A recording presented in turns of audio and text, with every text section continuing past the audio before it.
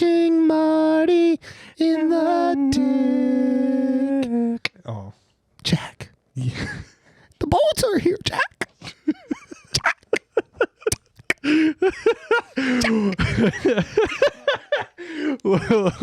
welcome to Haunts, Graves, and Omens. My name is Fred Stewart, and I'm off camera, kind of. Hold on, let me fix that. Hi, it's me. What's going on? Unlike with me as always, it's not like always, but it's now Charlie Haggard. It's kind of like always. It used to be like always. Yeah. Blop, blop. Taylor is feeling a little under the weather. She's losing her voice, which is convenient because Charlie's here. Yeah, I love to talk. Yeah, dude. We're just... So you know how we used to do Doc After Dark? Yes. This is like H.G.O. before nighttime. H.G.O. before nighttime. H.G.O. at noon. H.G.O. at noon. There you go. Oh, shit, dude. Hell yeah. We're out here fucking H.G.O. at noon. So, Charlie, you may not know this, but I do sometimes talk about some true crime news that have been happening around. Yeah. So, a few weeks ago, we talked about Robert Pickton, who was a guy known as the pig farmer killer. Are you familiar? Negative. Okay. From Canada. We did a whole episode about it. Go check it out. We did a whole episode where basically talk about Robert Pickton would pick up sex workers from like Vancouver and bring them to his farm to get killed if you feed them to his pigs. Okay, I think I've heard of this. He's been in prison for a long time. He is, I talked a few weeks ago about how he got stabbed in prison. Sick. Which is, great. Yeah. Good news. Even better is found out the kind of the rundown of what happened. So basically, a prisoner whose nickname is Spike came up and stabbed him in the neck with a shiv. Sick. Ran off, hid inside a broom closet. When he was in that broom closet, he found a broom, and he broke that broom over his knee, came back, and he stabbed Robert Pickton in the face with the broom, which lodged that broom directly into his frontal lobe. So he's most likely brain dead. Sick. So good news all around. And Spike said he did it to try to, better the community. He was like, this guy, he was eligible for day parole. That guy doesn't need to be on the streets. Apparently, Spike, believe it or not, is fucking crazy. But still good news. Yeah.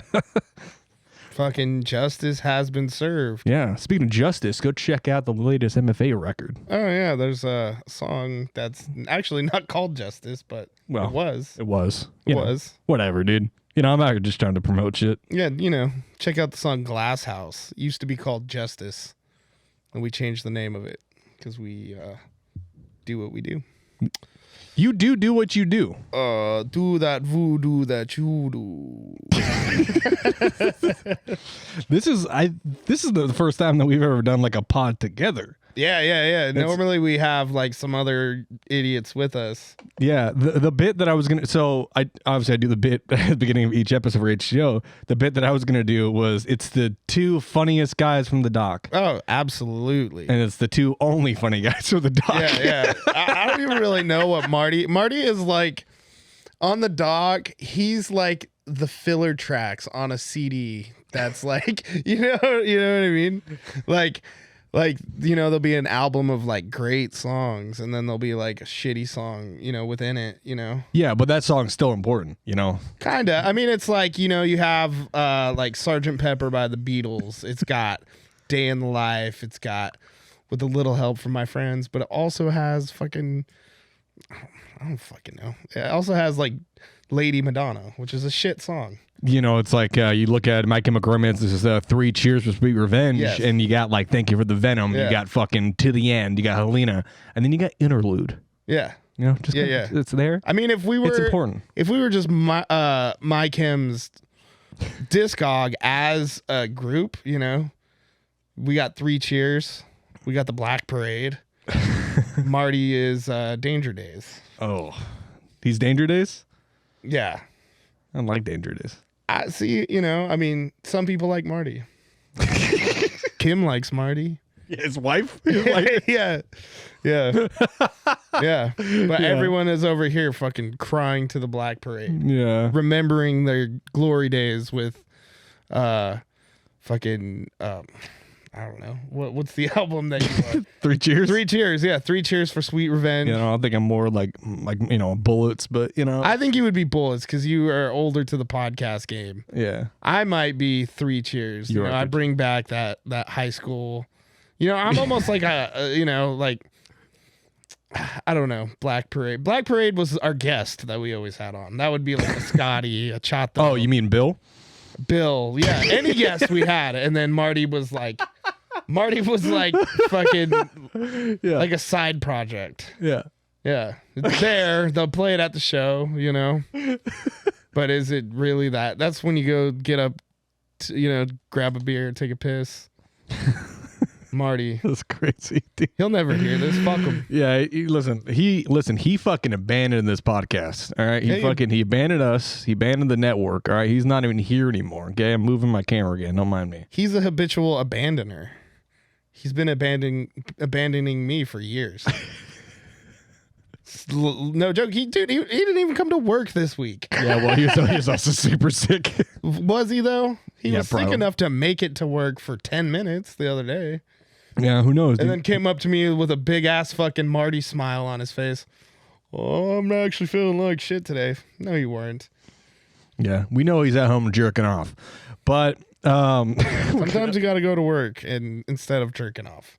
I can contest to that. Wow, you know this. Yeah, we do. Jerk off at work. There's that area right behind the paint machine where you can fucking all right, dude. That's not enough of that. So we are doing some of the best and worst creepypastas on the internet. Awesome. Charles, you have all of Taylor's stories. Hell yeah. I have all of mine. What I need to go do is... How do I know which ones are yours and which one... I have mine on my phone. You have Taylor's. Oh, okay. So This is all the things I have to read. Yes. Holy balls, dude. I'm going to be bad. We'll try, but we'll get there. I mean... Charlie just has to learn how to read. Now... I mean, do you remember on the doc, there was a couple times you had me read things, and I sounded like Lloyd from Dumb and Dumber. He's all... Annual.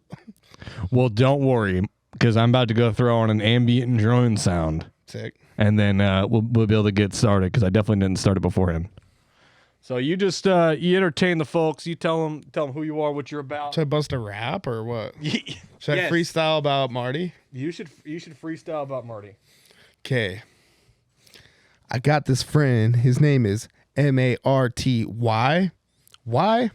I don't understand why, but he's not a real cool guy. He's kind of a piece of shit. He come near me again, he gon' get hit. I will throw him in a ditch. Call him a dumbass, stupid ass, hoe ass bitch. He smells like taint. When he goes up to Washington, he gon' get rank. And not in a good way like they do in a gang. Yo, Marty, where the fuck you at? Why you always abandoning us? You a piece of shit. Let's go to Atlantis. Let's go jump in the river. Let's go jump in the ocean. You can't fuck with me. I'm full of emotion. I am the Black Parade. I am 3 Cheers for Sweet Revenge. Get away from me or I'm gonna cut you in the neck with a door hinge. Avalon. All right, that was whatever that was. Find it on Spotify. Find it on Apple. The MFA. That's pretty much all the MFAs. Just me doing shitty freestyles on a podcast. Yeah, I mean that's pretty much his whole network. Yeah, freestyle. But you want to go first? Want me to go first? I'll go first. I'll get it out the way. All right. Do I start now? Yeah, just read the story title. If there's a name on top, there's one attached. Okay. I can't believe my son wants to abandon me for his bio dad. I can't believe this. I met Melody when we worked at the same office. She was often late because of trouble with childcare, and I'd cover for her. Gradually, we got to know each other and opened up about our lives. I'd been in love once, but it hadn't lasted. She had been with an abusive man and barely escaped. Inevitably, we fell in love. The look on her face when I proposed is one of the greatest memories of my life. She had a 2-year-old son, but I'd always wanted to be a father, and I was thrilled to be in Daniel's life. That's wholesome. I was there for every first. I taught him how to ride a bike, shave, and change a flat. I thought of him as my son in every way. Tyrus. Gradually, however, he began to drift away from us. Oh, of course. At first, it seemed like normal teenage stuff. The occasional eye roll or sarcastic comment. But it kept getting worse. He'd come home late with no explanation. Kept his phone locked at all times and scream if we entered his room or asked about his behavior. He seemingly resented us both, but me more so. I'll never forget the day he came home from school, clothes torn and face wet with tears. I asked him what was wrong, and he turned and screamed at me. "Leave me alone! You're not my father!" It was like a punch to the gut. This morning I got a frantic call from Melody at work and rushed home to find her crying, holding a piece of paper. I took it gently from her hand and read, "Mom and Steve." Oh, Steve. Deep cut, dude. "You told me all my life that my father didn't want me. Well, surprise, he found me online a couple months ago, and we've been talking since then. It turns out he's been looking for me all along. Liars! He invited me back to live with him, and I'm going. I won't be back. You brought this on yourselves. You should have told me the truth from the beginning. I will never forgive you. Good riddance, Danny." Man, Danny. That's crazy.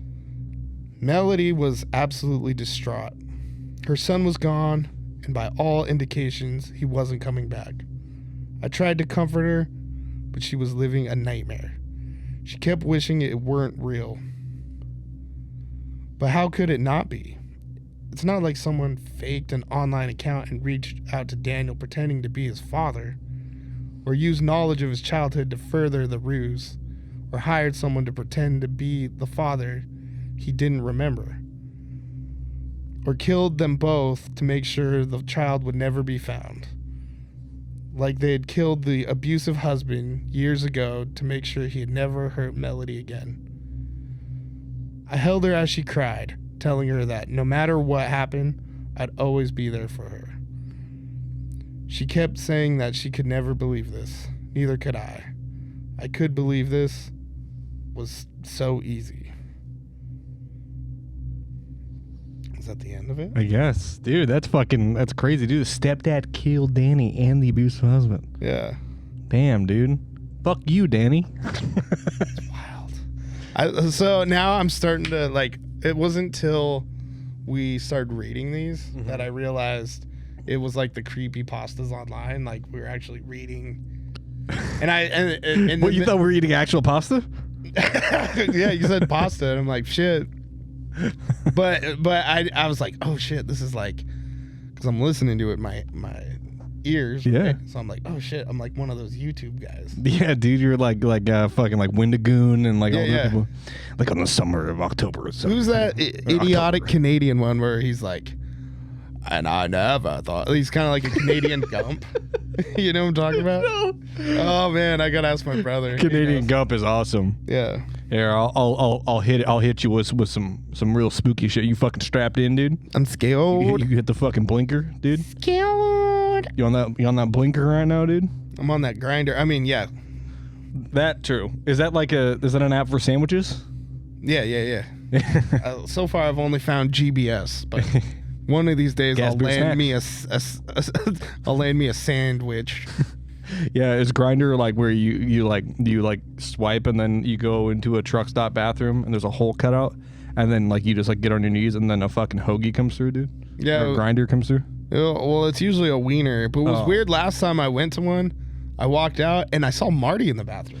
Yeah, he was doing like the classic doing one of those. Yeah, like one of those, like he had just ate a sandwich. Yeah. And you didn't see any crumbs though. I didn't see any crumbs. He did get a little bit of mayo on his mouth. I don't know. Maybe he's always got a little bit of mayo hanging on his shirt, but you know. All right. Are you ready to get scared? Huh? That story what you did was pretty scary. You ready for some real spooky shit? Absolutely. All right, dude. You better strap the fuck in. All right. It's called it's from a user Slender Mario. It's called One Guy, Two Spoons. All right. Oh no. What do you mean? Oh no. This can go a lot of different ways. It's going, dude. I'm fucking scared, dude. All right. You ready? Let's go. All right. I am writing this because I couldn't find anywhere else to share it with. We all know what shocking sites. We all know what shocking shock sites are. Jesus. They're filled with pornography and shit. But sometimes a shock site isn't always like that. Some of them are even filled with gore. Boo. Pretty messed up if you ask me.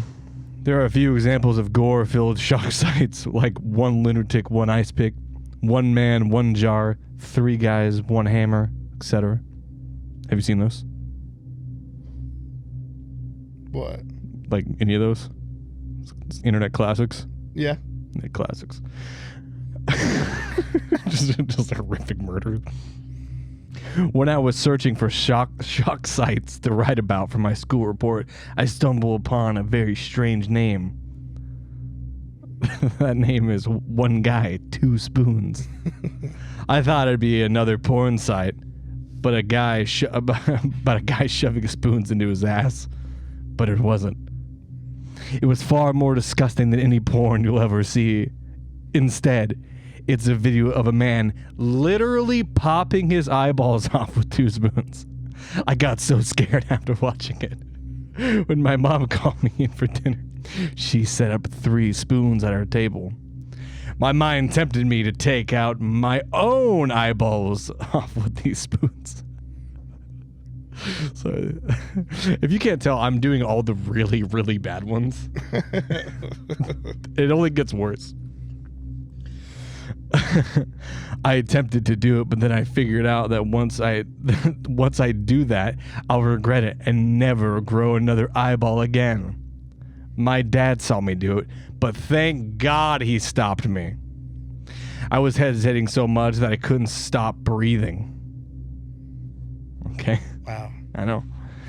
He asked me what the heck was going on with me. I replied by saying, nothing. Why the fuck did I watch that for? Now I'm done for. Sorry.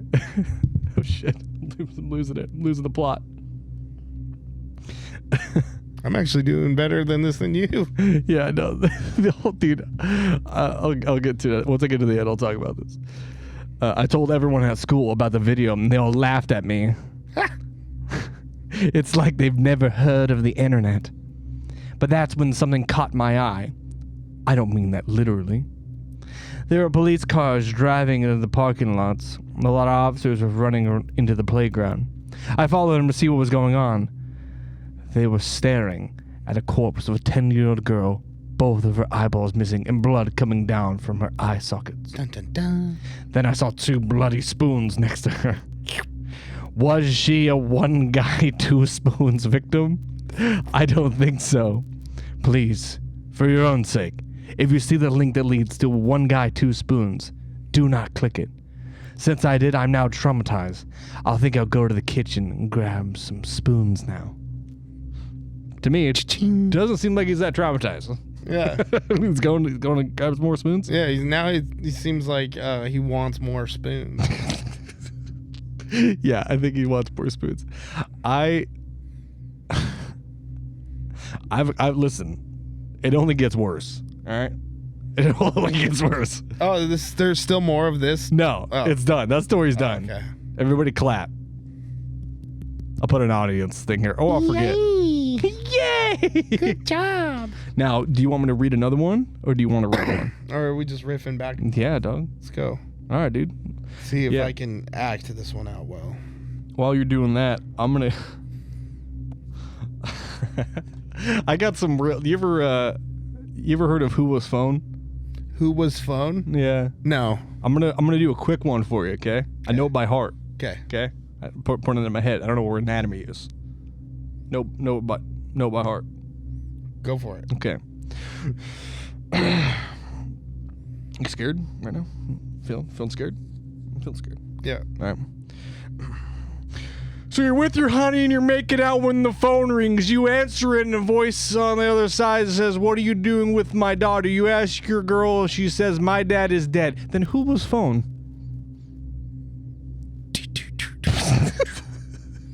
I don't know what the fuck you said, little boy, but you special. Yeah.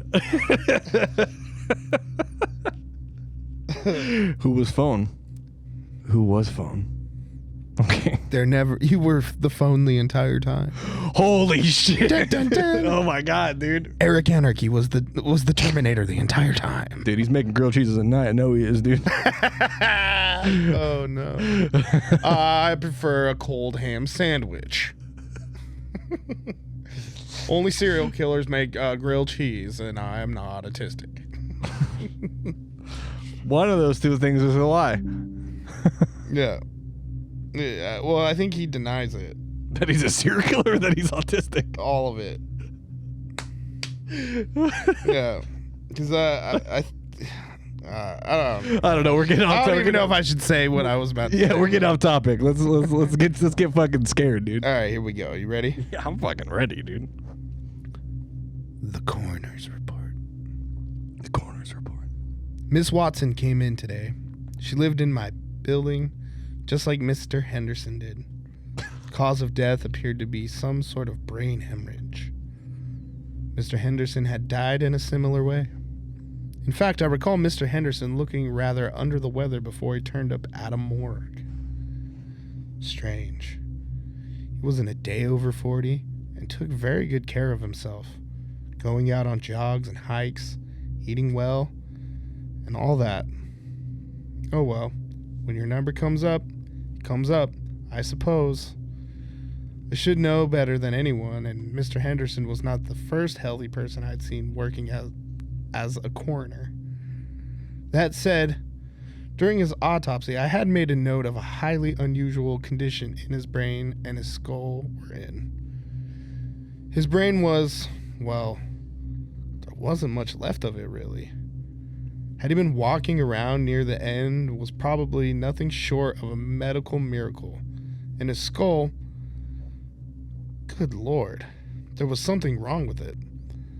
The parental bone, the doomed part near the back, was positively honeycombed with small holes. It almost seemed like the man's skull had been drilled into, although there were no external wounds on his skin. My theory is he had had some sort of severe underlying condition, which had caused the decay in both his brain and his skull, but never seen anything like that before. It was hard to say for sure what exactly had happened. I certainly never thought I'd see anything like that again, until Miss Watson came in today. Just like Mr. Henderson, she died suddenly, although I did recall her complaining of headaches when I spoke to her passing in the past few weeks. Her brain and skull were in a similar condition, decayed and honeycombed with holes. 2 dead with similar strange symptoms in the same building.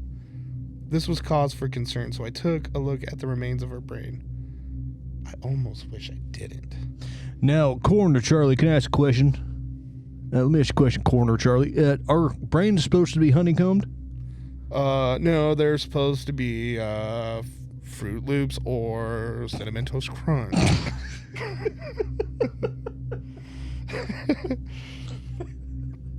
The empty pape was hard to spot, but they were there.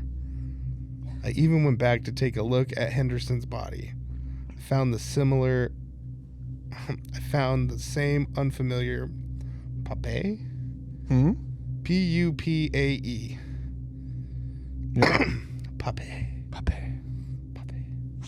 Oh yeah, pape. Something was living in their skulls. Something I've never seen before. I've sent everything off for analysis to the colleague of mine. I hope he gets back to me soon. We have a new arrival at the morgue. Mr. Green. He lives in my building too. I didn't know him well, but I recognized his face. I'll unfortunately need to see someone else to do his autopsy since I'll be getting to the nearest emergency room. See, for the last few days, I've had this throbbing headache. Holy shit, dude. He's going to turn his head into cereal, dude. He's got that cereal head. Yeah, dude. That's fucking scary, dude. Yeah. That was pretty spooky. That was a good spooky story. That reminds me of our other friend that might have a case of the tiz. Well, he's not really our friend. The guy, David Stipe, we used to live with. Yeah. He claimed he had a flesh-eating bacteria. He claimed that he had it? Like he just said, like in his possession, or he just had it on him? He just had it like on his skin, and he was always like, because we were, there was a pool there, and he was like, I can't go swim because I have a flesh-eating bacteria. But then he would hug us and scratch his butthole and shake our hands and shit. Yeah, maybe he was just weird. Maybe he just had like body positivity issues like me, Well, I was so gullible. I actually believed that he did, and then one day Eric's like, he doesn't. Eric Wharton, not Anarchy. Yeah. Anarchy would be like, I bet he does. I can actually see it. I have superpowers. You have to be autistic and you can actually see it. I have superpowers. That's so funny. No. That's great. Now, Charlie, I'm going to let you choose between my next two stories, okay? Okay. You want me to do flushing or do you want me to do anti-drug PSA? Let's do the anti-drug PSA. All right, dude. It's going to fucking scare your ass straight, dude. Yeah. Yeah, you ready? Considering that I used drugs today at work, allegedly. Yeah. Well, time to get fucking scared, dude. You thought you were scared before, dude. You're about to get more scared, all right? Yeah. Anti-drug PSA. So I was walking down the street Try that again? Yeah, no, it's such a work of art that it's hard sometimes. Yeah, take two. I get emotional, Take two. Okay. So I was walking down the street and I was tripping balls when a skelephone rings. I answer and the car says my dad popped out of the phone. Who opened the car door? And then I drove down the interstates when a car crashed into a skeleton that exploded, and I looked in a mirror and saw myself park in the grocery store parking lot when the phone popped out. So I answer and the voice is, "What are you doing with my car?" And I turn around and the car's on fire. So I laugh maniacally and then I went into the grocery store, but it was all bloody and the manager was saying, "Hail Satan!" And he was a skeleton popped outside in the parking lot. Two policemen were arresting a monkey zombie robot alien pirate copy of a SpongeBob episode called Skeletons that I watched, and my chairs turned into eyes with arms with mouths and tongues that licked everything. And I was in the freezer out when Patrick's with triple X's popped out into the sky with diamonds.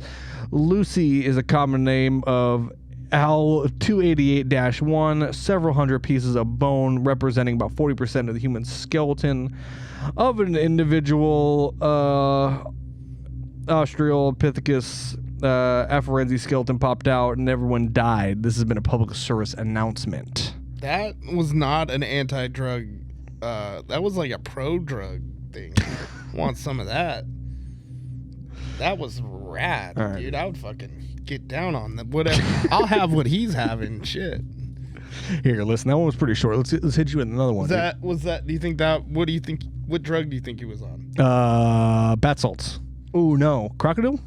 No, I think what he did. Bat salts. He was either like on. I think he did a couple things. I think what he did was he was on a little LSD. Yeah. Smoked some bath salts, and then took a hit off a DMT pen. I think that's just called a Friday in Florida. A Floridian Friday. Floridian Friday. PSA. Yeah. Be all about it. Don't live it. Be all about it. In the words of the Rocky Horror Picture Show, don't be it, or don't live it, dream it. Something like that. Don't dream it, be it. You like it? You love that one? Yeah, it's great. Yeah. Yeah. I'm glad you got the reference. Yeah. See, that's why Marty sucks, because he would be like, what? I never heard of that. Did you? Yeah, and then he would just be like, oh, yeah, I don't know. I haven't really seen any movies. I don't like meat.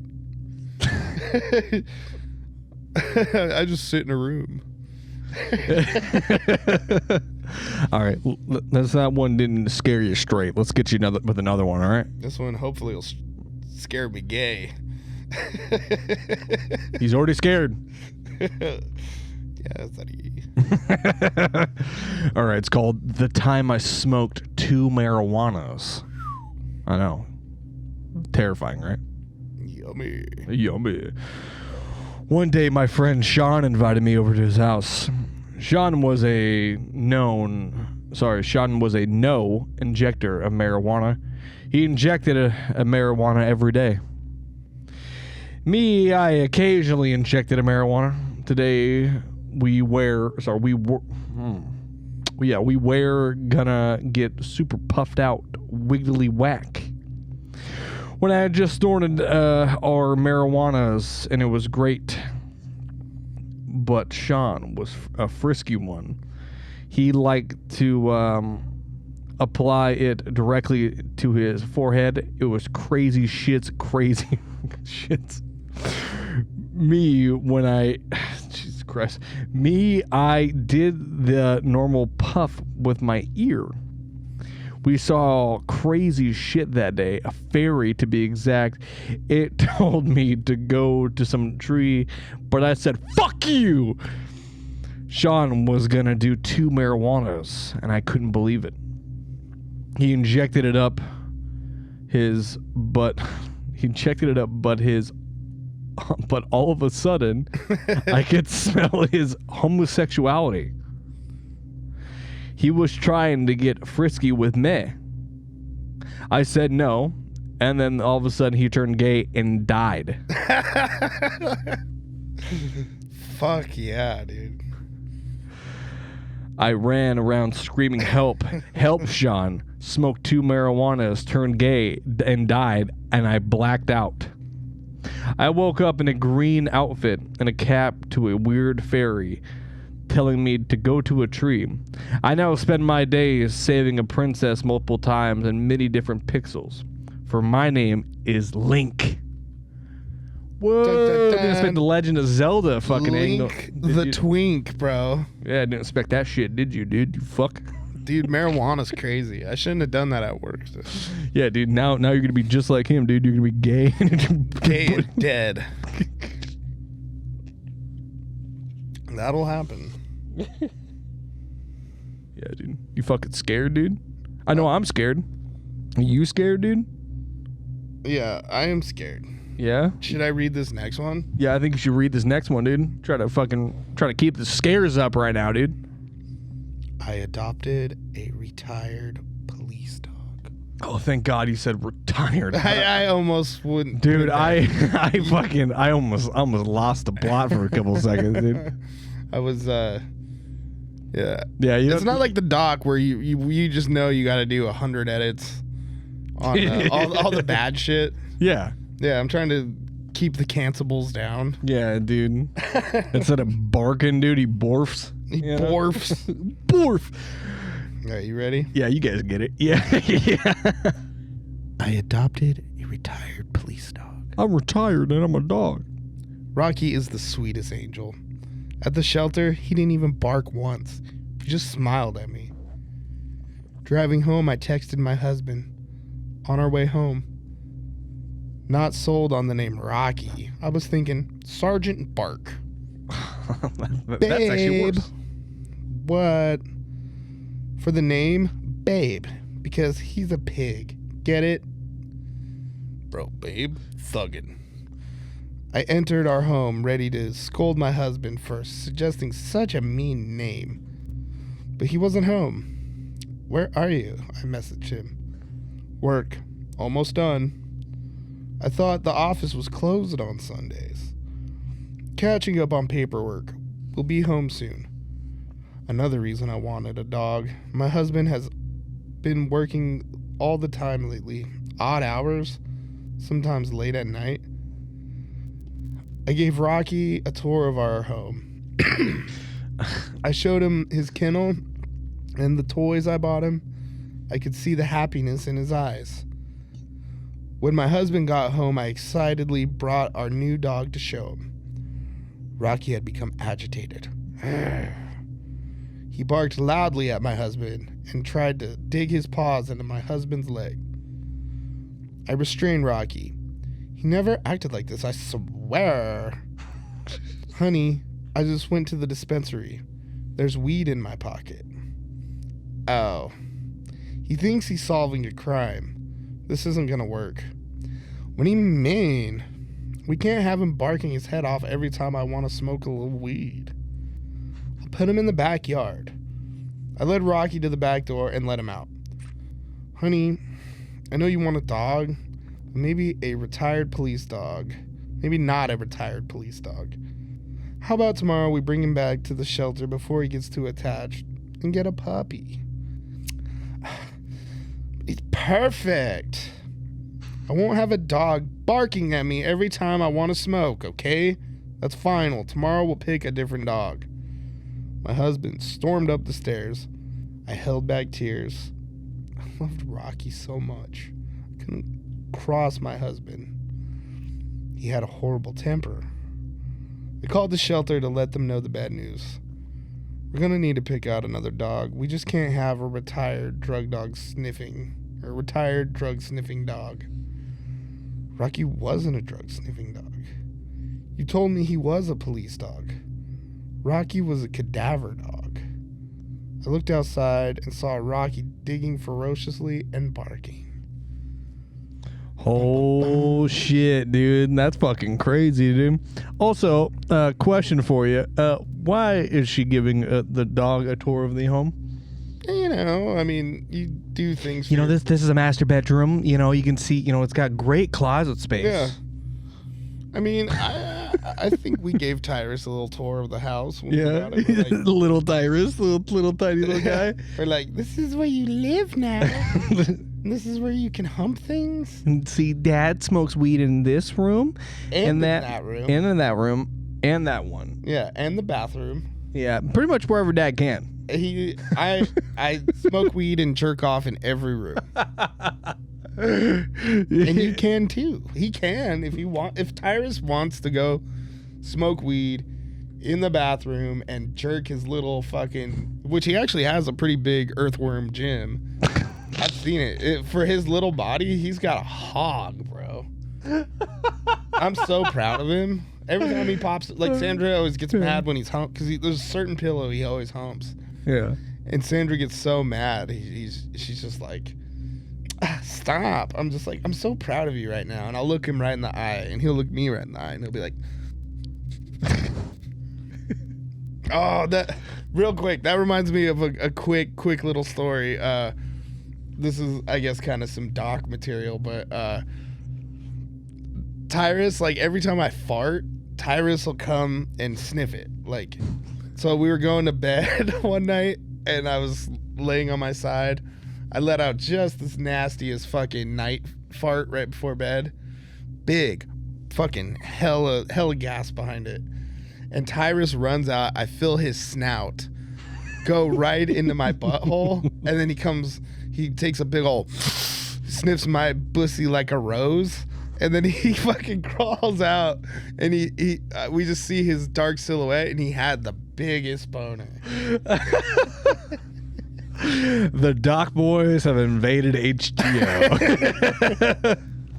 Honestly, like, I feel like this podcast, HGO, has a bit more of a following. If you like what we're doing here, we actually have a whole podcast just of that. Yeah, of just the worst thing you've ever heard. Yeah. without going into further detail, I had to pull over on the side of the highway to take a dump. Sick. Yeah. That was recently. That was this week. I know. I was proud of you in that moment. He told me that, and I popped a boner. Yeah. That was great. Yeah. And then he started humping pillows, dude, which I thought was kind of weird. Yeah. That you just had that with you. Yeah. Yeah. That's sick. In a good way. Like, dope. You proud of me, Dad? I'm very proud of you. That's great. Yeah. Are you ready to get scared again, dude? Yeah. Maybe this can just be the doc. It'll just be me and you. Yeah, it's better. All right. Marty's never coming back. Dun, dun, dun. That's its own creepypasta. What happened to Marty? He's fat and dumb. They say that he moved away to Salem and did his own thing, but did he really? Was he murdered? No, I saw him a couple days ago. He's around. But did we? Yeah. Who else saw him? Me and you. Oh yeah, we did. We saw him. He's 3 alive. men can keep a secret if 2 of them are dead. That's the word I'm looking for. And at least one of them is gay. It's me. It's Marty. All right. I'm only half gay. It's fine. Preach. All right, you ready to get fucking scared, dude? We're talking about shit and you dog smelling your farts, dude. Yeah. Scary enough, dude. Let's get fucking scared again, all right? Let's bring back the energy, okay? All right. It's called, it's from the Lost Episode Man and More user. That's who it is. The story is called Garfield's Horrible Joy. All right. Okay. I'm a pretty big Garfield fan. You know, the comic strip character that's a fat orange cat with black strips that loves lasagna. You probably do know about him and his huge fan base. Gotta emphasize that. But something that many Garfield fans don't know is that Garfield had some TV shows like Garfield and Friends. The majority of these were hand-drawn shows that followed most of the traits the comics had. But there is one show that I want to talk about called The Garfield Show. This was a computer-animated show that was like Garfield and Friends, but with a much better quality and a few more characters. I loved watching this show, and so many others did, that they Jesus Christ, that they had to keep it going to this day. But the show was supposed to stop at season 4 for reasons I will tell you in a second. When I was at a garage sale looking at some stuff to get, my eyes lay on a Garfield DVD, which had the first 4 seasons of the Garfield show. So I asked if I could pay for this, and the guy said to take it for free. I was so overjoyed that I ran to my house and he put it into a DVD player. I think he meant and. I think that's what he meant. It started at the intro where I could choose any episode and start from seasons 1 to 4. But at the very bottom of the list was an episode called Garfield's Horrible Joy. I had no idea what this episode was, but out of curiosity I clicked on it. I wish I hadn't clicked on it. It started out with Garfield sitting on the chair and eating what looks like a dog's ear. I was a little confused and thought it was just a little bit of lasagna. Then, Nermal came over and said, "Hi!" and kept bragging about how he is the cutest cat in the world. This when things got scary. Garfield closed his eyes for 2 seconds. They stayed closed. Then, he opened his eyes, revealing 2 bloodshot eyes. Then Garfield grabbed Nermal by the neck and threw him against the wall. Then, he pulled out a butcher knife that already had blood on it, indicating that he had already killed something with it, and slowly approached Nermal, which I think is kind of weird because he said he was already grabbing him by the neck. I don't know how he's approached. I mean, maybe he's got really long arms. I don't know. Anyway, I was terrified by what I saw, but I had to see what happened. Then Nermal opened his eyes, revealing to him Garfield with bloodshot eyes and a knife. Then Garfield stabbed Nermal in the stomach, spilling blood matter everywhere. Then came... oh my god. Then came something that scared me for life about eating meat. Garfield ripped open Nermal's chest and ate his intestines. All the while, Nermal was screaming to death. I threw up at the sight, but I had to see the end, regretting it. After that, Garfield went up the stairs and saw John working on his computer. Then John turns around. Oh, hey, Garfield! Ah! Garfield leaped up at John, stabbing his eye socket, blood everywhere, as he ran around the room until he just sat there. Sorry, that he just laid there, dead. Then, it showed a close-up of the front door. For 10 seconds, nothing happened. It's bad TV. Then Garfield's face appeared. He then had demonic sharp teeth and huge bloodshot eyes, and a message repeatedly flashed on screen saying, I'm going to kill you, Sam, Sam, Sam. I immediately took the disc and smashed it to bits. I will never see Garfield or any cat again. Wow. Watching that disc has let out a demon, and that demon is after me.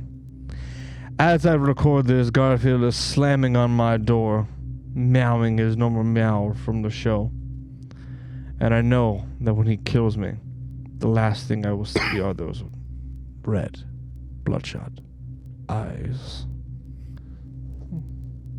Did Garfield fucking scare you, dude? Are you fucking scared right now? You know, all I could think about was I just thought of some like plot twist during that. Like, Garfield goes upstairs and sees John, and John's just fucking jerking, or you know, like, you know what I mean? Like, you know, John jerks it. You think John jerks it, dude? Fuck yeah, he jerks it. He's got a pet cat, so he's like a lonely. Well, I think he's also trying to actively kill his cat. Feeding lasagna. Cats can't have lasagna. Yeah. I think, like, just looking at John, he looks like a sad, lonely gay. You know, thinking of all my uncles and my uncles' boyfriends and all that stuff. And do they all have a cat? No, he has birds, but, you know. I mean, you know. Yeah. I don't know. I thought of that. And the only other thing I could think of listening to that was, I think you should leave. He's like, they're having that intervention. And it's like, bro, why is your house all Garfield? Yeah. I mean, listen. You gotta watch out for those bloodshot eyes. Now, if that wasn't scary enough for you, I can read you another one. Are we still going back and forth? We can go back and forth if you want.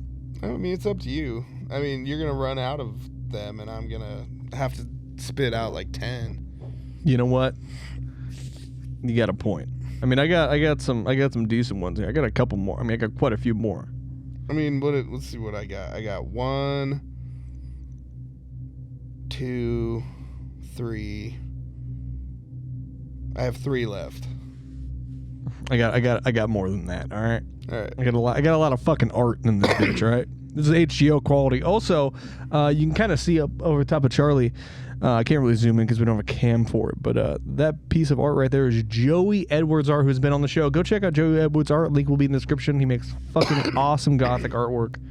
It's the coolest shit in the world. You should definitely go buy his stuff. What's on that mantle up there? Oh, this thing? Yeah. Oh. Oh, you like that? Oh, you like that? Mashed potatoes and gravy and steak and pizza.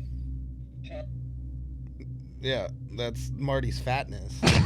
Marty's the only thing left of Marty on this podcast on the Comedy Chaos Network is his fatness. You know, it's almost like he's still with us. You know. Oh, you like that? Oh, you like that? Mashed potatoes and gravy and steak and pizza. I feel like What do you think of that last word? Do you think it's turkey? Turkey and my fake veganness. I've seen that dude break. He's a vegetarian, but I've seen him break it so many times. Yeah, dude. He's like that person that's sober that drinks only every other day. That's Marty and his vegan. Hey, you gotta win your battles somehow.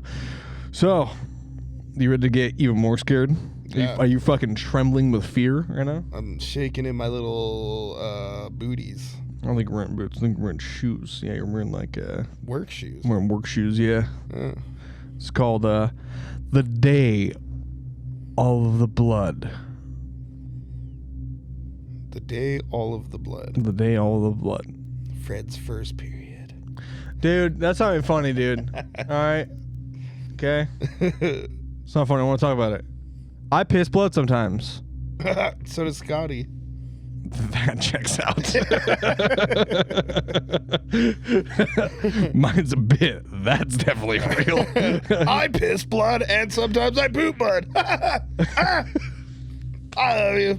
Give me a piece of piss. I think that doc episode's out, right? With Scotty. Oh yeah, that's my brother listens to the doc and he says that's the best episode. Go watch that episode and listen to the episode. It's the fucking best episode. I would probably agree with him. I've listened to it like 5 times because he's fucking.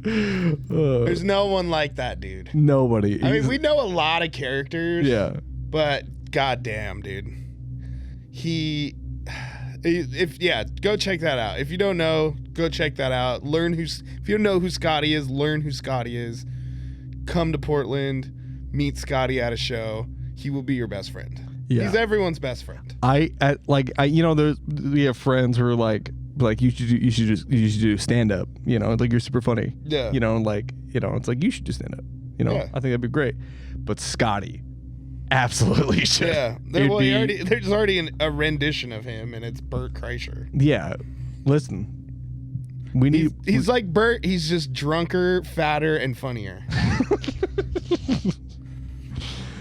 Who's his Tom Segura? Alcohol. Me? All right. I'm essentially his Tom Segura. Yeah. Yeah, you're shaped like him, like Fat Tom. Yeah, Fat Tom. But Tom gets skinnier, so there's hope for me. Yeah. Nah, I'm the twink of the podcast. Look at me. Yeah. Sub 200, about 190. Sick. Looking hot. Anyway, a day over the blood. This is all in caps, so I'm gonna do this the best that I can. For extra scares. This is the story of a day where there was all this blood. A man was walking around and blood started coming out of him everywhere. There was so much blood that it filled up an elevator. He went to the store and there was just blood all over the place. People were slipping on it and they were all grossed out. He tried to go swimming and all of the sharks went nuts and bitted everybody. He got chased by all the vampires ever. One time, the blood got a kid and a dog. At the end of the day, everyone decided they would just send him to space so that he would stop getting blood everywhere. The scariest part is the man was you! Ta-da! Or he was a lady if you're a lady. And you forgot that it happened! Dun dun dun. Yeah, dude. You went to fucking space because you're getting blood everywhere, you fuck. It's like The Shining. That's what that made me think of. Did it? Well, the scene with the elevator. Yeah. That fantastic work of art reminded you of The Shining. Yeah. Which was also a fantastic piece of art. I like how you were asking me of like The Shining, and you started explaining to me the scene as if I don't have a fucking The Shining tattoo on my arm. Can't see if I gotta rotate my arm. It's literally, it's right there. Red rum? Yes. Yeah. I didn't know. Because like hardcore king heads hate Kubrick's Shining. Mm-hmm. Because Kubrick, made it his own. He also faked the moon landing. We know this to be certain. Yeah. Yeah. Yeah. Kubrick was dope. I kind of got a look of young Kubrick. Do you? Yeah, he was Big Bad Bear. Yeah. You look like you mainly eat bricks. Bricks. Yeah. Bricks of fucking hoagies. Fuck yeah. Somehow each week this podcast gets dumber. Yeah. Oh, dude, And- you just fucking if you were trying to like this week like save the podcast, you picked the wrong guest. You know what I'm saying? All of the other ones keep canceling. Now, And this one keeps getting canceled. yeah. Let me ask you a question and we get off topic again. We put your phone number up on the doc episode. Did anyone call you? No.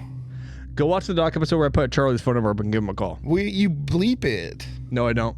You bleep Troy's. I believe Troy's. I didn't Yeah. believe yours because you're like, I don't give a fuck. And I said, all right, I'll keep it in. Well, so there is a creepypasta in my list of creepypastas to read. Oh, shit.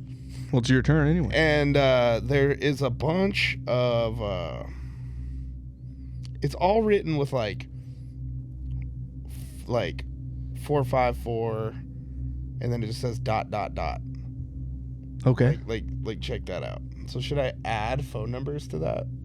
Should I just put my own phone number to make it a little more realistic?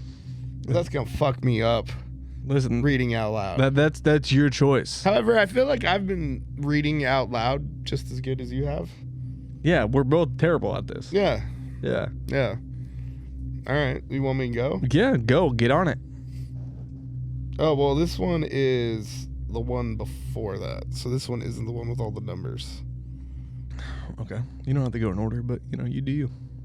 Whatever you're comfortable with. This one is called My Wife Hates That My Son Is Just Like Me. Ooh. My wife and I are very different people. Her delicate, careful nature has always opposed my reckless and adrenaline junkie lifestyle. She tamed me down quite a bit, but people often still comment that we are the definitions of opposites attract. When my wife announced the pregnancy, our families placed bets on who would he take after. My wife and I prayed that he might just adopt both of our traits, because admittedly, our strong personalities had their flaws. She was a perfectionist to a fault, and I was a troublemaker at heart. When I held Hayden in my arms for the first time, I felt full in a piece of my heart I didn't know existed. I've not always been the nurturing type, but Hayden made me want to be. It didn't take long for Hayden to grow into his personality. He was carefree, adventurous, boisterous, and snarky. It was clear to me who he took after. Everyone called him my mini-me. Mini-me. My wife rolled her eyes every time that comment was made. I could tell she was insanely jealous, and it was like she was angry at me for it. By the time Hayden was 8, he had developed a scary number of traits. I mean, it was scary. Scary. His mannerism, his interest, his way of thinking, his argumentative style. It was all the reincarnation of me, much to my wife's disdain. The truly scary part was the speed at which Hayden adopted my traits. He was already mimicking my troublemaking behaviors, sneaking out, talking back, playing recklessly, even being a bit of a bully to his friends. Even I didn't start acting out like this so early on. It got worse. I watched him shoot a squirrel with a BB gun, then strangle it till it stopped moving. Weeks later, we found our cat, Baxter, barely moving, covered in blood, in Hayden's room. Last month, we went on a father-son fishing trip. He put a fishing hook in my shoe. It pierced right through my heel, and he insisted it was a prank. He wouldn't be like this if he wasn't so much like you, my wife screamed. She was right. A lot more than she knew. But still, I didn't think it would happen so soon. I didn't start strangling animals until I was at least 16. I knew what came after the animals and pranks stopped satisfying the urge. I knew what he truly craved, because it's what I crave. Jamba Juice? Pussy. With age, I learned how to manage my urges. But Hayden was only 8. Impulse control was non-existent for him. Only time would tell what he had turned into. There was no fixing it. I looked into Hayden's eyes, tucked him into bed. I prayed that I'd see something in him, but all I saw was darkness. He only squirmed a little bit as I held a pillow over his face. I just wish he could have been more like his mother. Dude, that was fucking crazy, dude. A lot of serial killers on that list, huh? Yeah. And Yeah. cereal brains. Yeah. Yeah. I knew what he craved. All I want, all I crave is a good pub feed. You know that? The chats? You know the chats? I don't think so. Later I gotta show you the chats. Okay. You'll love the chats. Yeah, will I? They're like a Australian punk band, but they're like kids. Hey, Charlie, when are you finally launching your music podcast? One of these days, like, I want to. Yeah, we have a studio. It's right here. Should I have guests on? Yes. Or just me talking about music? You have guests on. Yeah. Do some like state of the scene shit. We're doing a lot of inside baseball this episode. That's kind of weird because like me and Taylor, we just kind of flow through the episode. Something we've been doing for like 3 fucking years, you know? Yeah. But it's kind of fun to bring someone in from a different show that we do together. Yeah. You You know? know, it's sometimes, it's good to mix your chocolate with peanut butter. Yeah, or chocolate and piss. Come. You know, the guy that invented Reese's, people thought he was crazy at the time, but now realize that he was a goddamn hero. That guy's a Nazi. Is he? I don't know. Delvin Riesenstein?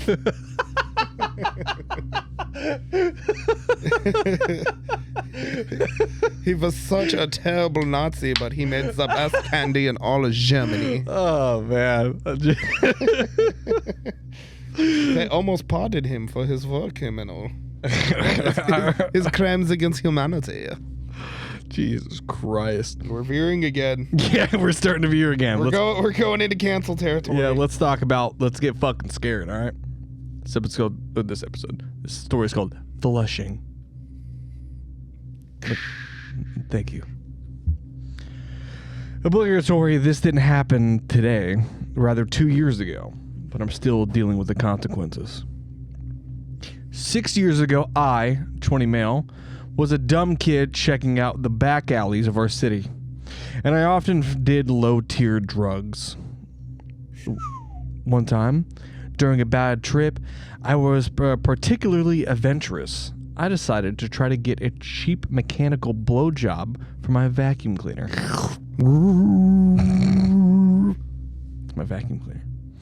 It caused serious injury in tissue tearing. I felt absolutely no pain, to the point that they amputate my dick and balls. The doctors tried everything they could to salvage it, but alas, my beautiful sword and spheres were gone. Luckily for me, though, my doc recommended I get an artificial dick and pair of balls, which surprisingly could fill up with liquid and become hard. Without it, whenever I'd go piss, it would splash everywhere and on everything. I went clean, and I got a beautiful wife afterwards. It's annoying to clean up every time I use the artificial dick, but the benefits are a lot better than the losses. You don't want to be dickless with a wife. Trust me, the jokes are endless. It went well for many years, but 3 days ago, I had to go to the toilet real bad. And I was left with no choice but to use our work's dreaded toilet stalls. Not only did everyone reek, but I was in a bit of a hurry because we had a presentation coming up, and I was an important participant in it. I went to the stall, pulled down my pants, and unsheathed the sword. And as I finished, I reached to flush the toilet, with one hand while tucking my cyber dick with the other. I must have messed up the roles of which each hand, because I pulled my dick hand. Sorry, I pulled my dick hard while reaching to flush the toilet button and rip the attachments off. It hurt a lot. Ow! So I dropped it by instinct and pressed down hard on the flush button with the other 4 brain cells on the left side of my head. And to my absolute horror, I saw it vanish into the depths of the toilet. Even worse, urine water was filling up and spilling everywhere. And the forceful removal of my penis was sharply painful and bloody. So I recoiled in the stall door, kicking it open, which doesn't make a lot of sense because it's usually towards you. But, Yeah. you know, whatever. It's a story. And breaking the flimsy, cheap slide lock on it. My coworkers must have heard it, because I suddenly found myself with an audience of 2 people. It's barely an audience. Witnessing a man with blood all over his crotch, hands, stall, and yellow water flooding the urinal. He said he was in a stall. Dude, I'm saying there's a lot of plot holes in this fucking thing, dude. Starting to seem like a lot of bullshit, dude. Seems like the story didn't actually happen.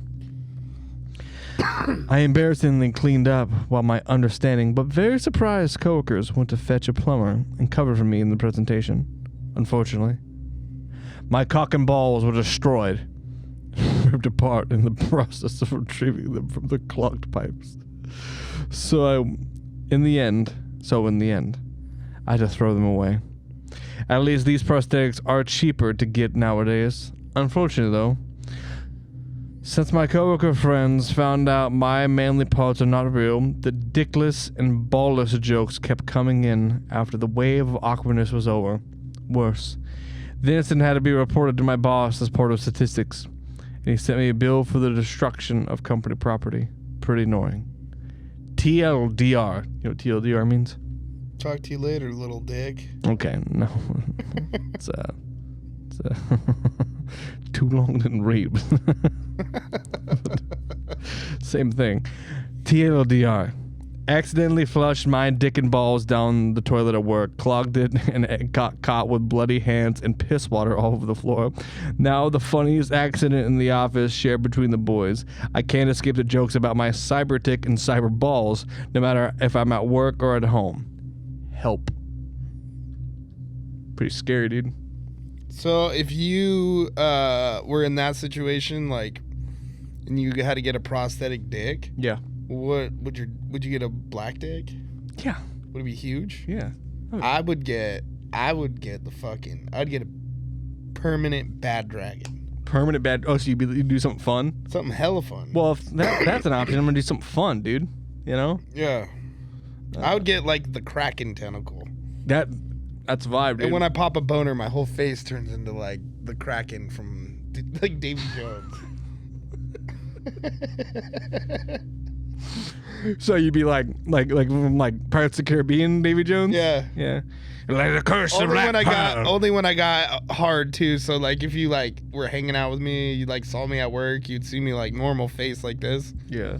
And then randomly like I'd be just like there like cleaning shit and you'd be like, "Hey Charlie, do you know where this is?" And I'd turn around and I'd have fucking Kraken face. So you're saying like you're just at work, right? Yeah. And then all of a sudden you just hit you with one of these, right? You're like, so hit me with it. Be like, do you know what this thing is? Do you have those 3 U's? Curse the Black Pearl. Yeah. Curse the dreaded shape that is it. And then I ink on you. Yeah. Well, that's normal. Yeah. I get inked on by you a lot. Yeah. Yeah. Yeah. Constantly, in fact. Fair enough. Fair enough. Your dog's awesome.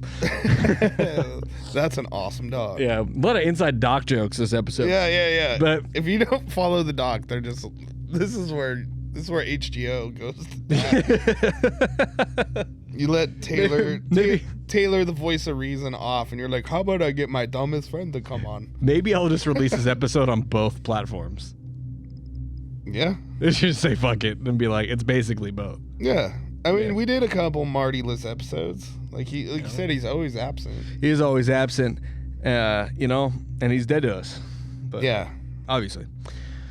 But you know, hearts go out to him for hopefully he stops being the way that he is and realizes that we're his friends and he needs to love us. He won't. But he won't.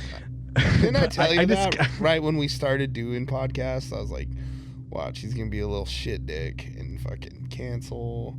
Well, Charles, Late. we'll talk about this after the show. We Don't worry should, not at this moment, but if you still have that thing, we should call him up. It's still attached. The cold caller. And we won't have to do it now.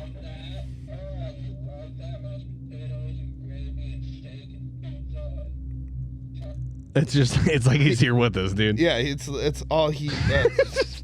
I guarantee he's had, since we pressed that button last, he's ate all those things.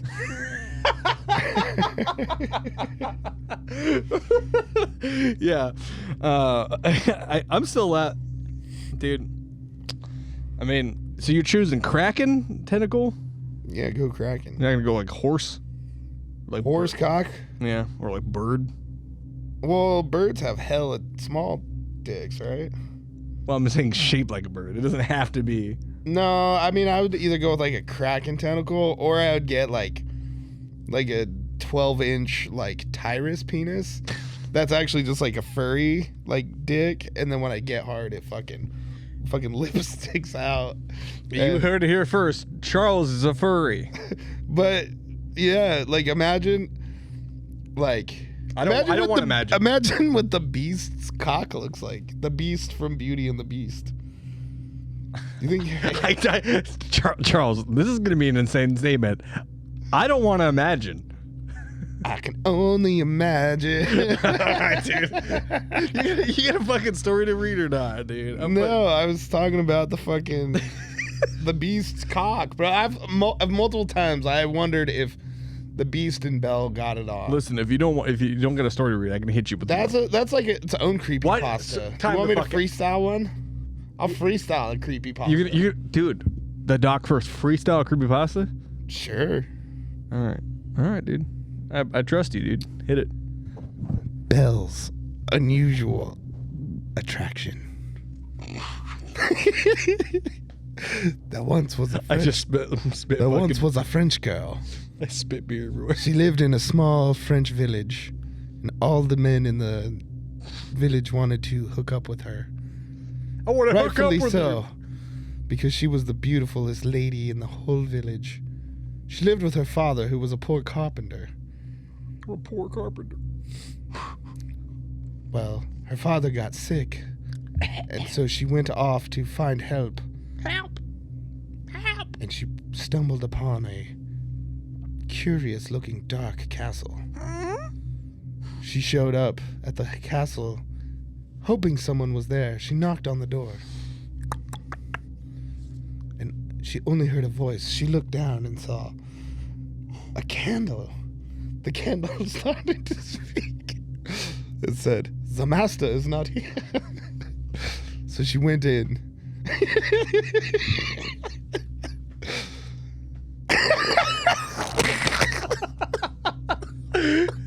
Go ahead. I'm invested in the story. You continue. She goes inside. What happens?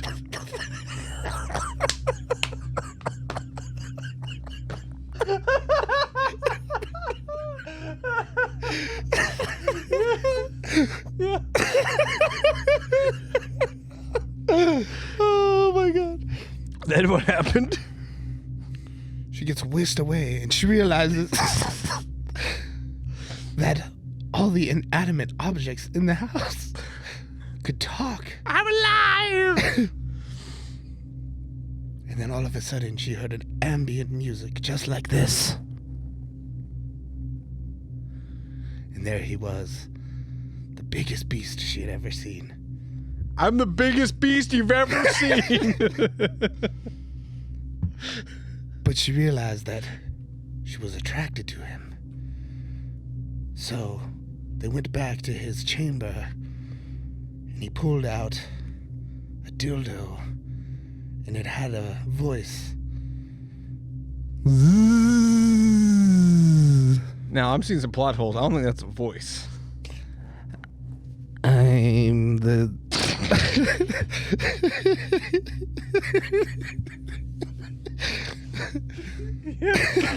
You can continue that. Ooh, I've been like this for years, and I'm Marty. Oh my god, that's what happened to Marty.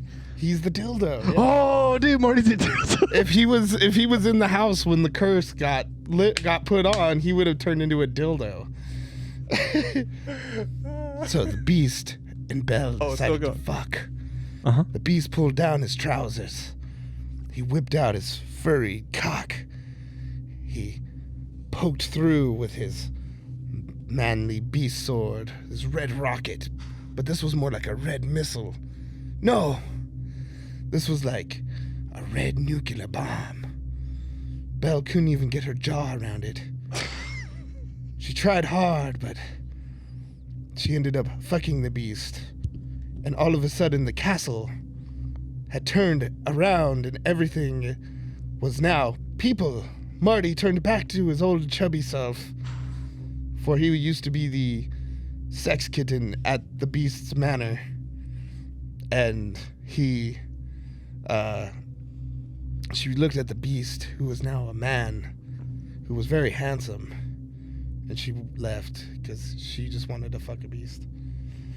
That was a fucking scary story, dude. Hard. That was hard because at first it was me just telling Beauty and the Beast, and that's what made me laugh so hard. It was now I got some notes. You can tell Beauty and the Beast because that's almost like a traditional song. Yeah, I've actually written scary stories in the past. Yeah. Yeah, I have. I remember the plot of one off the top of my head, but I don't remember what happened. Yeah. Some involving aliens. Yeah. It was scary. But also, was that just your fan fiction? Yeah. Like, I think Beauty and the Beast was probably like kind of like based on true events, you know? I don't think it was. And because it happened in France a long time ago, and it was during the plague, and you know what I mean? Like, I think that Belle was more prone to fucking the beast when he was a beast. I think that's why she fell in love with him like that. And then imagine, like, he turns back into, like, a man, and, like, kind of like an ugly twink man. Not even, like, she obviously wanted to fuck a bear. He was, like, the fucking alpha. Like an actual bear, or like a, you know. Like, all I know is Sandra said that the beast was hotter when he was the beast. When he turned into a man. Dude, I got some news for you, dude. You're the beast. I am the beast. Yeah, dude. And Proud of Marty's still the dildo. But you got to think, though, at that house where everything turned into things. Yeah. Like, what do you think you would have turned into? That's a good question. Probably a gun. You would have been a gun? Yeah. You'd have been like, oh, I'm Fred. Nah, I would have just been like, kill. Kill. You know?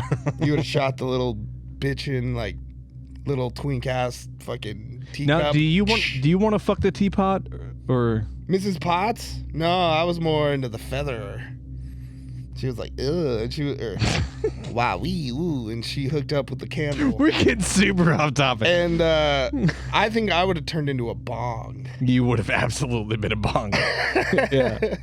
And Marty would have, I think Marty would have been like a butt plug. Yeah. And the beast would put it in and be like, "Grrr," and he would be like, I'm content in here. The man of 1,000 voices, Charlie Haggard. Hell yeah. Now, Charlie, let me read you a story. All right, yeah, let's read a story. No, it's called Alvin and the Chipmunks. Ooh. Lost video game. My name is Jesse White, and how dare you not know my name? Sorry, not how dare you not now know my name, you sick freaks. But anyway, I was looking on Amazon, not eBay, you cliche hunters, and found a new game. I'm gonna put this up here so I look like I'm not looking down my lap.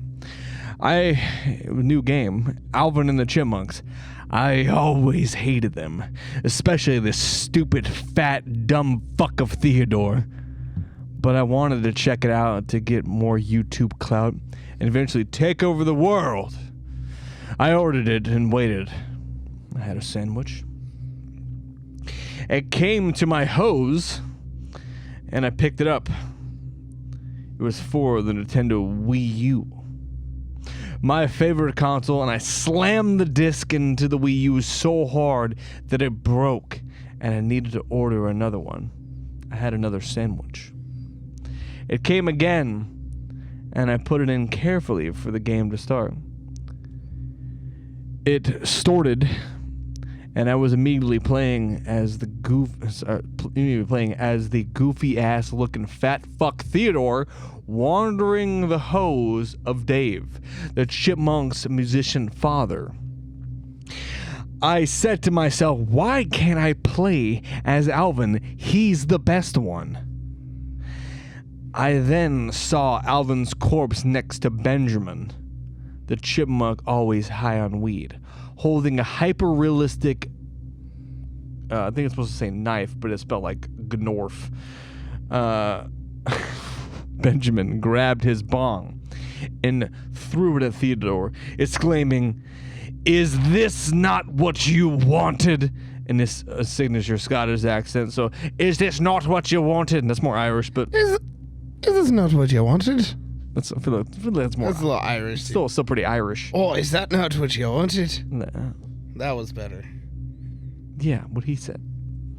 Which is when Benjamin asked if we could.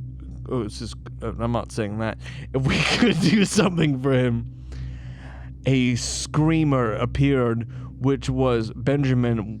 Which hyper-realistic eyes, hyper-realistic blood, hyper-realistic fur. I pooped my pants so hard that I had colon disease and died. I obviously went to hell because I burned down the orphanage and met Satan. Cool dude. He was extra Capri Sun. So yeah, he has extra Capri Sun. So I would recommend going to hell. Anyway, I was greeted with the same Wii U and had to play more of the game. I witnessed Benjamin kill Dave, Simon, the Chiplets, and the whole Chop Box universe. Then Benjamin said, "You're next." I said, "No, you dopey mother clucker." And using the powers of the sandwiches from earlier, I broke the Wii U and went to heaven. Then the sandwiches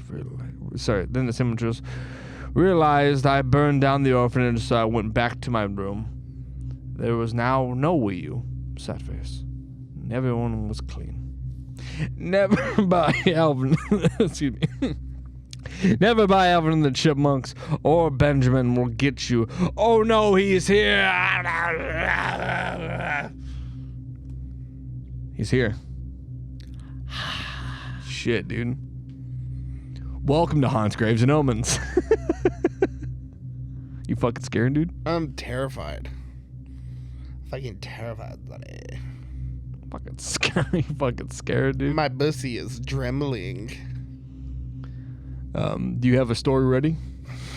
Yeah, All this right. one's actually written. It's not as dumb as that Beauty and the Beast story. Dude, that was a work of art, dude. Did you love it? Yeah. Yeah. Do you think Marty would have liked it? I think he would have loved it. Yeah. You want to hear my improv scary story? Go for it. So there was this lady named Belle, right? Just start telling. It's the exact same story. Yeah. Yeah. Well, yeah, but in the Beauty and the Beast, like, they don't fuck. Yeah, that And we she know. doesn't leave him at the end of the story. Do you think the Beast fucks doggy style? Yeah, it's just regular style. Like. That's what I mean. I bet you Belle had a sweet French hiney, and then they just fucking went fucking tail style. Do you think he Sakura blew her guts out, dude? No, I think they just did it regular. But that's the thing, like, so, real quick, Laugh at just that point joke. made. Yeah. Belle fucked on the Beast, but when the Beast turns back into a man, he looks like Gaston, kinda. You know, he's the same kind of man type as Gaston, which Gaston was trying to fuck on Belle the whole time. Yeah, let me just say something. Gaston was a douche, dude, but Yeah. at least he was, he was trying to be cool for the lady. She went and fucked a dog man. What's that say about him? He's also a prince. That's a good He has point. a bitchin' house, way bigger than Gaston's fucking cabin that he just decorates with antlers. You know, Gaston, listen, you know. No one treats like Gaston. No one breathes like Gaston. No one GBS's like Gaston. I'm especially flooding and flooding. What he said. You want to read your story? It only gets dumber the longer we go. Yeah. Okay. My serious face. Several valuable items for sale. Serious inquiries only.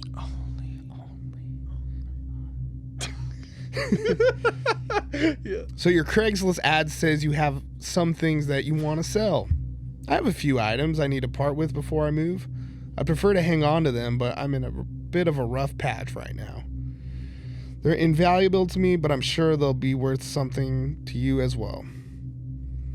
The young man rolled his eyes. I knew he was going to pawn them off either way. My childhood music teacher gave me this Elvis vinyl record. It's been well preserved.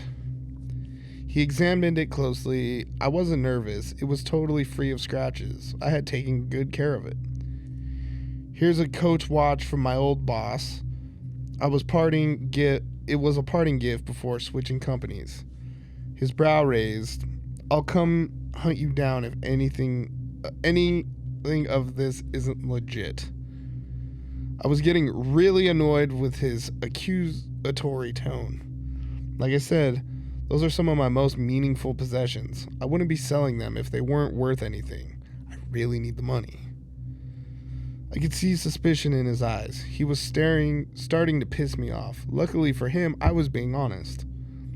This pearl bracelet is from one of my high school crushes. She gave it to me because she felt bad for rejecting me. Such a sweetheart. It is still in pristine condition. I stuffed my hand around in my pocket. Here is one last one. My old fiancée Jane gave me this diamond ring back after she broke off the engagement. I hesitated to give it to him. I could still remember the way it shimmered on her delicate hand. I'll give you $1,000 for all of it. A lowball for sure. My patience was being tested. I grabbed the cash and walked off. I really wish it didn't have to come to this. These were my most important mementos. My trophies. But after they pulled Jane out of the lake yesterday, I knew I needed to get rid of them. It would be only a matter of time before they found the rest. A lot of, like I said, Taylor picked all those stories out, dude. A lot of them involve murder. Murder. So if I fucking die, we know where to go. yeah, look into her. Yeah. That was fucking scary, dude. I'm fucking scared right now. Yeah. You ready to get even more scared? Yes. It's called Mario Says the Fuck Word. I picked this especially for you, dude. You better be fucking scared, dude. All right. You know I love Mario. I know. That's why I chose it, dude. I've been choosing only weed stories, a lot of weed stories, a lot of dick and ball stories. And Mario stuff. Mario stories. Yeah. Garfield. Yep. Big Garfield fan? Yeah. I watched Garfield growing up. What's your favorite Garfield quote? I don't know. I hate Mondays. Now, Yeah. ready to be fucking scared? Let's go. All right. Once I remember I was playing Mario 64. I was playing as the Italian figure Mario. It's me. After some rigorous jumping, I failed once. And the Mario fell to his doom. He came back from the painting and said, "Mamma mia, I got the fucking killed." I got the fucking killed. As he walked outside, I asked myself, did Mario swear? Did I hear that from the video game? The experience traumatized me to where I could never play Mario. Until one night I was playing Mario 64. While traveling through the dire docks, upon my usual business, Mario turned his head at a 40-degree angle and said, Ah, fuck. Then my mother comes into the room and asks, "Are you swearing?" I said, "It was Mario, not me." My mother grabbed me by the ear. She threw me into the bathroom and I went, oof. She jumped on my face. She did the ground pound. She swung me around by the hair and said, "So long, gay Bowser." That night I decided to revisit the old dire docks for further inspection. This time, Mario pivoted his face towards the camera and said, A cunt. My mother ran in holding the Mario manual and started belting me across the mouth with it. She started cutting the webbing of my fingers with it. She grabbed me by my lip and said, "If you ever act like this again, that no good Wario again, I'll pull off your..." That's when my father ran in with Yoshi, the Dinoborg, and went, Boy. I can't swear. and smacked me in the face. That's fucking scary, huh? Yeah, that was good. Mario fucking swear, dude. It's scary. I'm pretty scared. Do you think Mario ever put the fuck on Peach? Yeah, dude. Oh, yeah. Yeah. He's like, "I'm about to show you I'm an Italian plumber." He'd be like, "Oh, yeah. Hup, It's a me, Mario. I'm gonna bust a fucking nut. hup." And then every time he busts a nut, it's like... You know, I don't think he comes lobes, dude. I think it's just eggs. It's all... His dick looks like Birdo's nose. I hate this conversation. I hate that I'm engaged in this conversation. Mario Now- sex talk. We're now in 30 in. So do you have more stories? I think I have one more. You do one more, I do one more. How's that sound? Let's go. All right. Let's go. Don't wait. Oh. This podcast's almost over. Honest. Let's make this podcast last forever and ever and ever. For some reason, I thought when you started doing that voice, I thought you were about to do Sonic the Hedgehog. No. Definitely Twink. It's me, Sonic. Give me your parents' credit card information. I'm running from the police. I'm really good at Sonic, or good at video game noises, remember? Yeah, do you Remember the Halo shit? I do remember the Halo shit. Oh, kill the demon.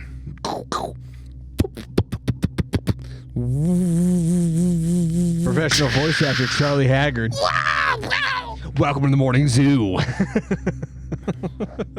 Chief, there hasn't been signs of life on this ring in a long time. Permission to leave the ship. I don't know, Chief. I don't know if that's a good idea. I'm gonna give the Covenant back its bomb.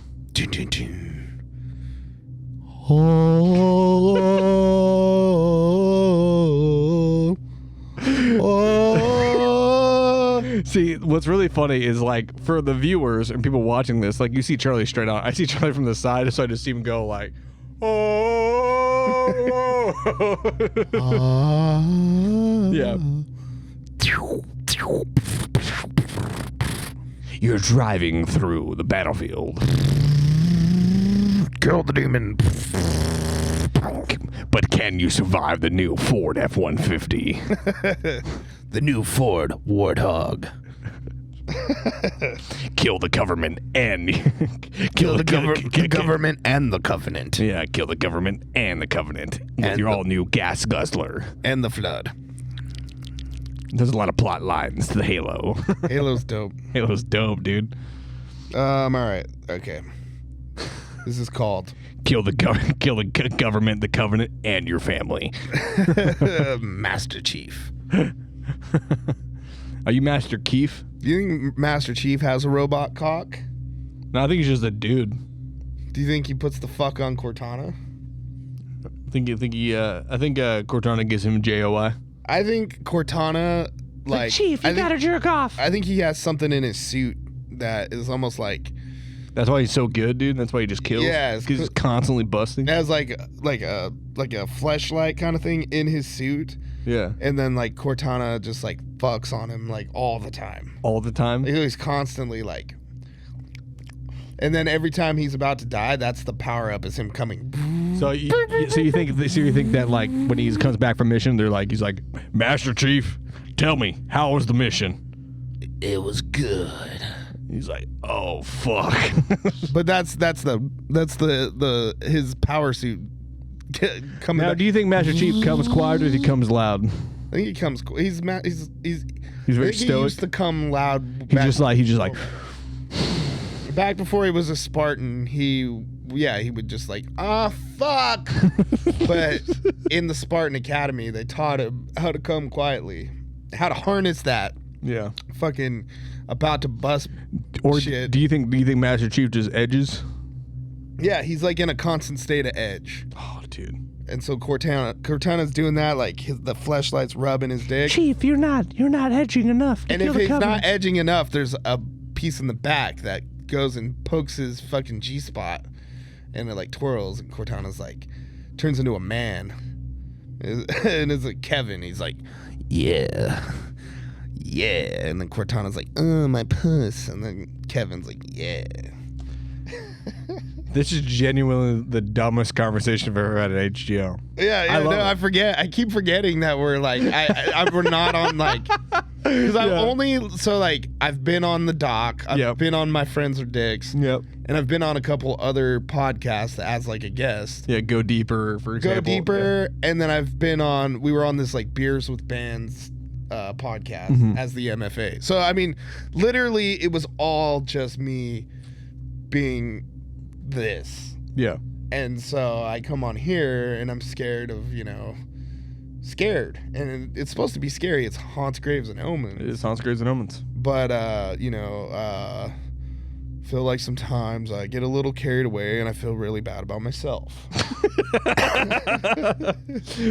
Welcome to existence. Now, Charles. Let's get back into your last story. Yeah. Let's get fucking scared. Yeah. Let's listen. If you're out there, drink a couple beers, right? Hit the fucking spliff, dude. Hit the blinker. Do whatever you need to do. Get yourself in the fucking mindset of this is true terror. All right. Okay. Let's hit it. Hit this camera. Let's be clear. Let's be clear. This isn't a sex line. It is a sex line. 145 blank blank blank. I mean, I never called so much as a sex line before. So this is Keep going. one Eric beep beep beep beep beep. Okay, let's be clear. This isn't a fucking sex line. That's an insulting oversimplification of the service we offer. 1425. Oh no. I know. Sorry. 1XX beep beep beep. You need to understand this is a unique opportunity with stringent rules of conduct. You can do whatever you like when you call connects, but don't treat it as if it was some banal 1425 beep beep beep. No, I completely understand. Forgive me. I just meant it to be very different from anything I've ever done. Please, this is the exact sort of thing I've been looking for. Beep beep beep beep. You are forgiven. Right? I'm going to run you through the disclaimer, ask you a few questions, and then we'll transfer you, okay? Fantastic. Go ahead. I'm listening. All right. This conversation and your payment is encrypted. The incoming call is diverted via military-grade signal interceptor, which also ensures you're going to be totally untraceable. In short, we've gone to great lengths to guarantee anonymity, but it's but that's fucked if you give out your identifiable information over the phone. Your real name, a number, We had clowns almost fuck this operation up in the past. Discretion will be result in denial of future services. Actual clowns? Of course. I wouldn't dream of it.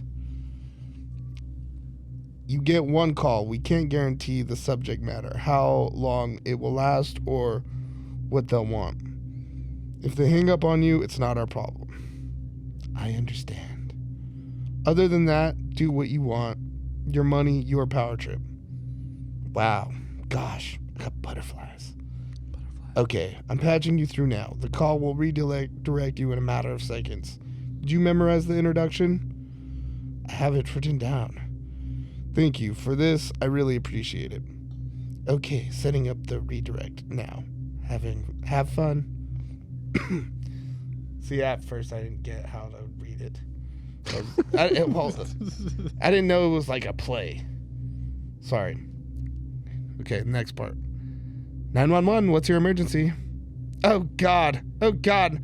My boyfriend's collapsed. I don't know if he's breathing. Don't worry, ma'am. An ambulance is on its way. Can I have your name? It's Emma.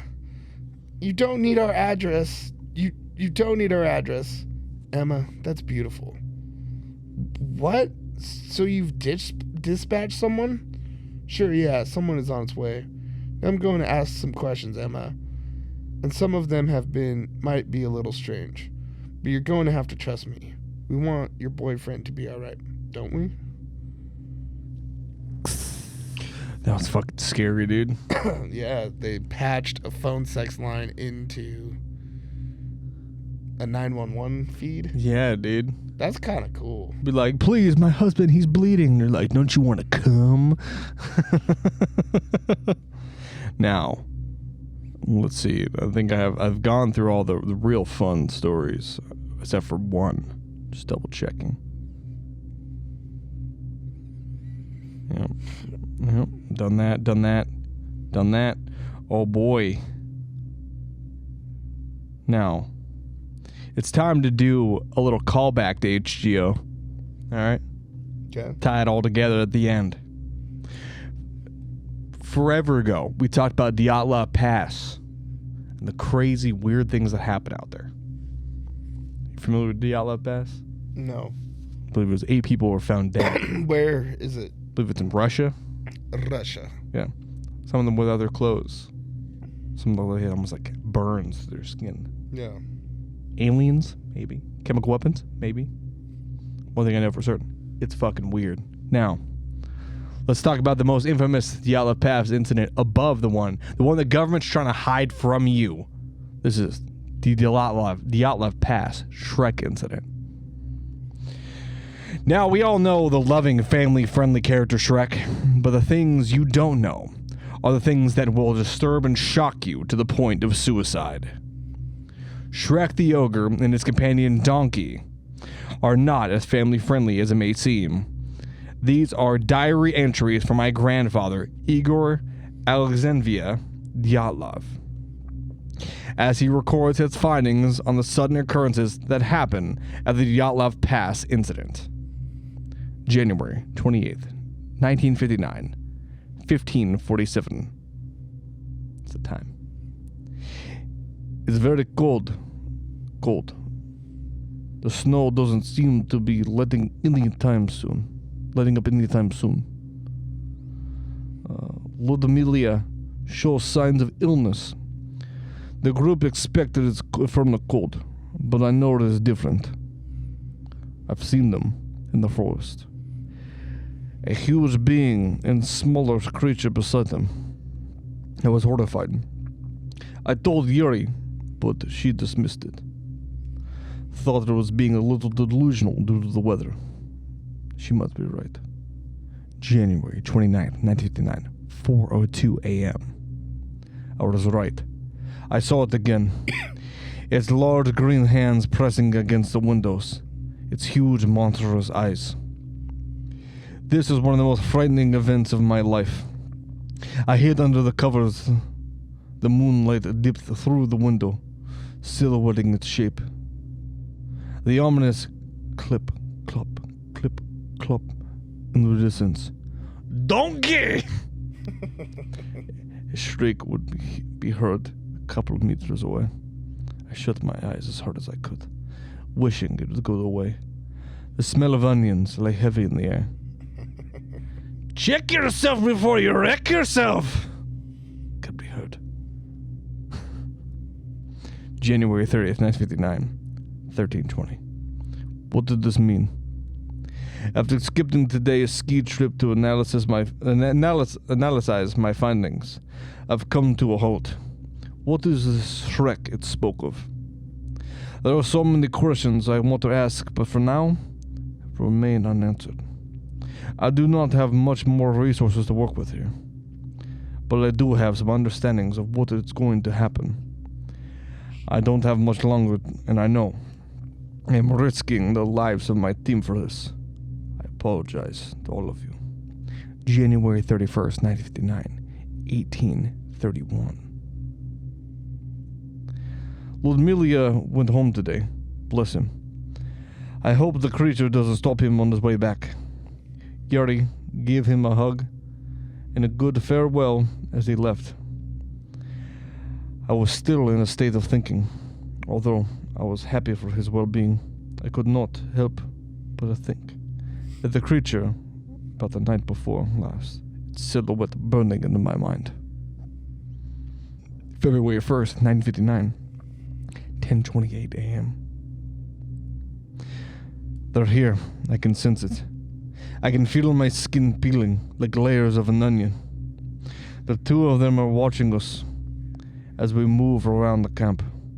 Although they were hidden by snow, I knew they were there. Freaking out. I could smell his onions. He is here. February 2nd, 1959, 11:32 p.m. It's kind of weird. We went from military time to, 12-hour spectrum. Throw me off. This could very well be my last diary entry. 3 members of my team are gone. Dead. The rest are scattered. The beast and his accomplice erupted from the ground as we sat in the tent. We scrambled to get out. Fast thinking as I am, I cut the tent open to escape. Rustum was the first to go. His limp body was kicked out of the tent, hoof marks engraved into his back. I screamed. The large green humanoid creature crushed Nikolai's head between his huge manly thighs. He stares me in the eyes, takes in the deep breath before whispering, "Do you want onions with that?" I ran, barefooted. He chased after me and threw a large can on my back. Large onion at my back, fracturing my ribs. I write this now, my last message, in the cold. I wish I had worn more layers. I could see him in the distance. It's all ogre now. After reading through my grandfather's diary entries of the incident, I hope you realize that Shrek is not some fairy tale character, but a threat to all mankind. Fucking scared, dude. Like, yeah. Yeah, dude. I always thought Shrek was like dope, nice. Not nice, but like, like an anti-hero. He's like an anti-hero. Yeah, dude. Apparently he's fucking killing people in Russia in the 50s. I bet. Yeah, dude, checks out. But what were the Russians doing in the 50s? Killing people? Russians? Constantly. Americans? Probably. Fucking, Shit. Are you trying to vouch for Shrek? Shrek, yeah. Yep. I love that story. That's a work of art. I also love the fact that it does kind of pulls ties from the actual DLF past. It's great. Absolutely. It's great. And pulls ties from Shrek too. Yeah, well, onions and it's got a lot of layers. See that shit? Well, Charlie, thanks for coming on H.G.O this week. Absolutely. It was fun. It was fun. That was actually more fun than I've had on a podcast in a long time. Yeah. We're welcome back anytime. Yeah, we should do podcasts again. Yeah. Listen. It wasn't me. It wasn't me. It wasn't me. It wasn't me. But Marty didn't come back home. It wasn't me. So he moved to Salem. It wasn't me. And he quit doing podcasts. It wasn't me. Yeah. And it's fat and dumb. It wasn't me. It was him. Thank you so much for joining us on Hot Crazy and Omens. You can follow us on Instagram and TikTok, HGOPodcast. Want to send us emails, send us some hate mail, do whatever you want, HGOPodcast@gmail.com. Want to follow me directly on Instagram and Twitch and TikTok, you can find it right there at I At The Haunted. Go check it out, pass it off to Charlie Haggard. And you can follow me at Charlie Haggard. Wait. There it is. Nope. He's figuring out how cameras work. Charlie Haggard. There it is. On Instagram, follow my band at the Motherfuckers of the Apocalypse, at Gas Food Lodging, at the Super Nothings, at Possum. Yes, everywhere. Go check it out. Go check out the latest record from the MFA, Post-Apocalypse Depression. Jesus Christ. Super fun record. Were we ever satisfied? Yeah. Now we can give out all the secrets. We can. I was pretty satisfied. It's a great record. I love that record a lot. I should listen to it pretty regularly. Break out the sun. Break down the sun. Yeah. That's like my fourth favorite song on the record. Really? Yeah. It's not the first? No. What's the first? Ruin Our Lives. Sick. Yeah. What's the second? Probably Actual Post. Yeah. Third? What's the one you do with Sandra? So take me all the gay. Yeah. I love that song. Yeah. What's the worst song on there? Bring Down the Sun. No. Rock opera. Rock opera. It's fucking 20 minutes long. Yeah. It's great. Yeah. If you had fun, rate us 5 stars, listening, like, share, subscribe everywhere. Go watch the doc. Go check that shit out. And now, do you know what follows up this next thing when I say stay spooky, Stay haunted? haunted. Yeah, let's try it again. Remember to stay spooky. Stay chaunted. Take out the last line. Stay omen. Ooh, stay omen. That's pretty good. And stay weird, you fucking goons. I love you so much. See you in the next one.